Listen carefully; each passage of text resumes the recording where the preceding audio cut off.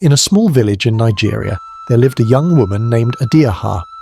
Adiaha was known far and wide for her striking beauty. She had smooth, dark skin, full lips, and eyes that shone like precious gems. Adiaha came from a family of farmers. Her father Edom grew yams and vegetables, while her mother Eno raised chickens and goats. Though they were not wealthy, Adiaha's parents worked hard to give her a good life. As Adiaha grew from a young girl into a woman, something strange began to happen in the village. Any man who expressed interest in marrying her would suddenly lose the ability to be intimate with a woman. It was as if a powerful curse had been placed upon Adiaha. The first victim was Ekong, the son of a rich palm oil trader. One day, Ekong approached Adiaha while she was fetching water from the village well. "Adiaha, you're the most beautiful woman I have ever seen," Ekong declared boldly. "I wish to make you my wife." Adiaha simply smiled and said, "If that is what you wish, then so be it." That very night, a terrible misfortune struck Ekong. He awoke screaming in pain, clutching between his legs. From that day forward, Ekong was never able to be intimate again. The village was shocked and confused. Next it was Ekpen, a strapping young fisherman. Ekpen had been smitten by Adiaha's beauty for years. "Please say you will be my wife," Ekpen begged her one sunny afternoon. "I shall shower you with love and affection." Like before, Adiaha simply replied, "If that is what you wish, then so be it." Just like Ekong, within days Ekpen found himself impotent and unable to be intimate. He was heartbroken and ashamed. Word of the strange curse spread far and wide. Men came from neighbouring villages trying their luck at marrying the beautiful Adiaha, but every single one met the same impotent fate after proposing. The village elders did not know what to make of it. Some said Adiaha must be a witch who had been cursed from birth. Others claimed her beauty contained a powerful juju that no man could withstand. Eventually, fewer and fewer men dared to approach Adiaha about marriage. She remained kind and humble through it all, going about her daily chores and trying her best to ignore the fearful whispers. One day, a young man named Ekong arrived in the village. Ekong was thin and gangling with a mop of unruly hair. He had come from many miles away in search of a new life. On his first day, Ekong heard the stories about the beautiful Adiaha from the local children. At first he laughed them off as foolish superstition, but the more he heard, the more Ekong became intrigued and determined to find out the truth for himself. Early the next morning, Ekong went to the river where Adiaha liked to bathe. He waited patiently among the reeds until the sun rose high in the sky. Finally, he heard the gentle footsteps of Adiaha approaching. Ekong's breath caught in his throat when he saw Adiaha disrobe.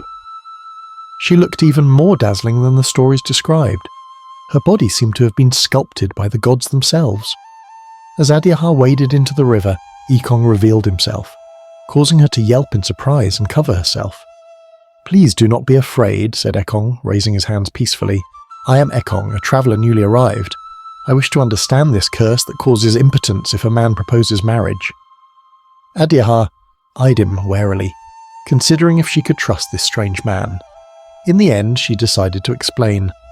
"You see, Ekong, I did not choose this fate. When I was a young girl, a wicked old medicine man from a faraway land passed through our village. He was turned away by my parents without food or shelter. In revenge, the medicine man used black magic to place a terrible curse upon me. The curse stated that any man who desired to marry me would be struck impotent for the rest of his days. This was his way of punishing my family and ensuring I could never wed." Tears welled up in Adiaha's eyes as she continued. "For years, I have been forced to endure the fearful looks and cruel words of the villagers, all because of that spiteful medicine man. Sometimes I wonder if it would be better if I were simply dead to be free of this torment." Ekong felt a great pang of sadness and pity for Adiaha's plight. Without thinking, he found himself wading into the river towards her, taking her hands in his. "Do not lose hope, Adiaha," Ekong said resolutely. "I will help you break this wicked curse, so that you may finally be free to live and love as you deserve." From that day forward, Ekong made it his personal mission to find a way to lift Adiaha's curse. He spent long hours in deep study, poring over ancient texts and tomes about magic and juju. Ekong also sought out the counsel of local traditional priests and healers from all across the region. Many nights Ekong stayed awake under the stars, wrestling with the puzzle of how to undo such an insidious and evil curse. He composed incantations and rituals, gathering rare herbs and ingredients.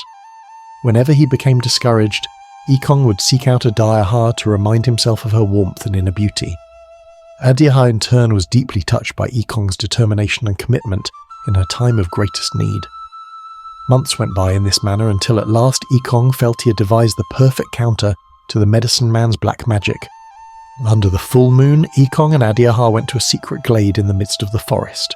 There, Ekong prepared an elaborate ritual of chants, ceremonial dances, and burning sacred herbs and oils. He called upon the powerful spirits of the land to hear his plea and bear witness. Finally, when all was ready, Ekong took Adiaha's hands and began the final incantation to break the curse. His voice shook the very trees and soil as he summoned primordial forces. A mighty wind rose up, causing Ekong's hair and robes to thrash about. The air thrummed with mystical energy so thick it felt like a living thing.